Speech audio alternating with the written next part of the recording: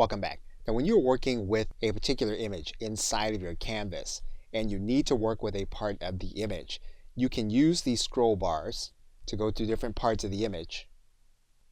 But in most cases, that will not allow you to see the entire image. When that's the case, what you want to do is you want to be able to go to the View menu, and you want to be able to use either the Zoom in or Zoom out.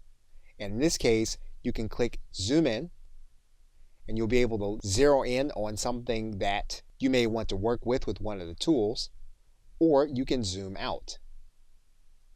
And the most convenient way would be to use the Control and minus buttons. And this will allow you to make your image continually smaller until you get it to the point where you want to work with it. Now in other cases, what you'll want to do is you'll want to go to the View image, and you'll then want to zoom to fit. And so in this case, what you can do is you can click Zoom to fit.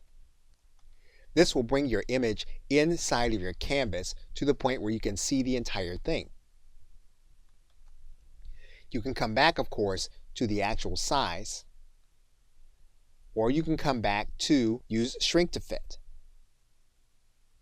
That'll bring your image back inside of your canvas in order for you to work with it.